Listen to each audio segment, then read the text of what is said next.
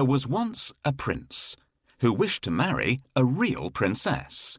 So he went on a long journey to find one. But every princess he met did not seem like a real princess. I must find a real princess, he said to himself. I will only marry a real princess. As the prince journeyed home, he was very sad. He told the king and queen that he had met many princesses, but that he could not find a real princess. I have been searching the world for so long to find the princess of my dreams. I haven't liked any of the ones I've met so far. What if I never find the love of my life?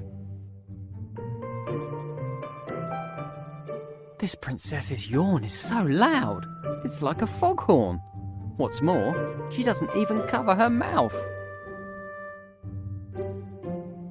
This one wouldn't stop talking. She wore me out. A real princess would be a bit more reserved. The Danish princess doesn't sing sweetly like a real princess should. Here's the princess from the kingdom next door. You should see her terrible table manners. This princess doesn't know any good stories or fables. Life would be really boring with her. This princess was really rude when we went out together.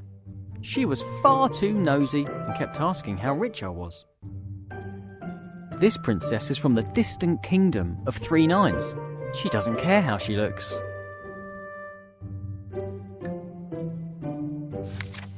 That night there was a frightening storm. The wind blew hard and the rain poured down. The lightning flashed and the thunder roared, but the prince heard nothing. He was fast asleep in his bed. Then, suddenly, above the sound of the raging storm, there was a loud knock at the palace door. Knock, knock, knock. "Who could that be at this time of night?" said the king. "And in such terrible weather," added the queen. The king put on his slippers and went to open the door. He peeped out to see who it could be. The weather was terrible. There was a flash of lightning, and standing there on the doorstep, the king saw a poor, bedraggled girl. Her hair and clothes were dripping wet, and she was shivering from the cold. "Who are you?" the king asked. "I am a real princess," answered the girl. One stormy night, a cold and frightened princess appeared at the palace door. "Who is this beautiful girl who has arrived at our palace? Why has she walked there in such bad weather? She should try ringing the bell so that the servants will open the door. Please let me in." She needs to ring the melody on bells."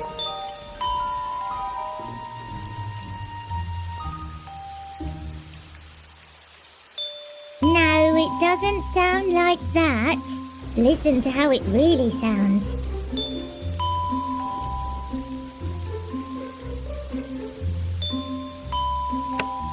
Nobody should be out in such a terrible storm. "Good evening, Your Majesty. Please may I spend the night in your palace? I'm soaked through." Why not? It's freezing and you're shivering all over. I'm sure you'll catch a cold. Thank heavens I happened to find the house of such kind and generous people. Do you see what's happened, children? Never wander off on your own, or you'll get lost, just as this young lady did.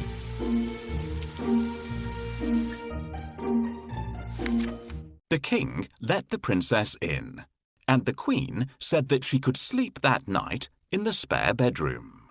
The princess was grateful and thanked the king and queen for their kindness. The queen then turned to the king and said, "We must find out if she's a real princess or not." "How?" asked the king. Without saying a word, the queen went to the spare bedroom and took off all the bed covers. She then took a small, hard green pea from the kitchen cupboard and placed it under the mattress. On top of this, she piled not 1, not 2, but 20 more mattresses and 20 quilts. The princess climbed up the side of the very high bed and lay down to sleep for the night. The girl with wet hair and a dirty dress didn't look anything like a princess, but she was invited to stay in the best guest room of all. The princess can sleep here tonight, but I'm going to put a pea under the mattresses. If she notices it, we'll know that she is a real princess. Now, where did I put that pea? Will you help me look for it? Try under the chair.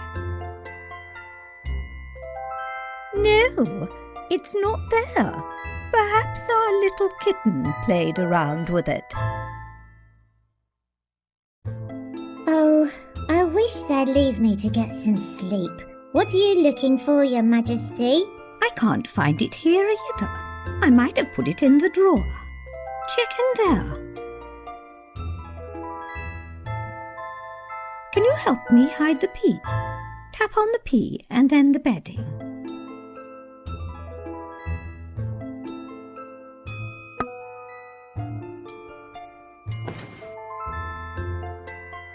Well done, everyone.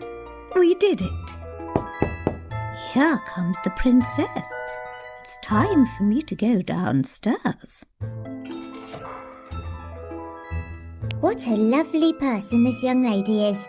If only the prince could choose someone like her to be his bride. My goodness, such a big bed for me. Children, help me to climb up, or I will have to use the ladder to get up there.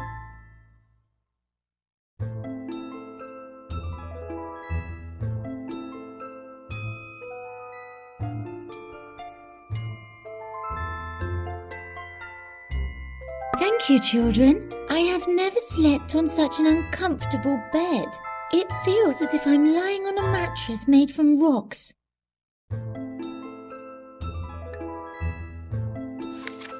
When morning came, they asked her if she had slept well, I did not have a wink of sleep all night. said the tired princess. There was something hard in the bed, and this morning I am bruised black and blue. The queen smiled and looked at the king. You see, only a real princess could be so sensitive. The king smiled and called for the prince. At last, the prince had found his real princess. They were soon married and lived happily ever after. And the pea? It was placed in the museum for all to see.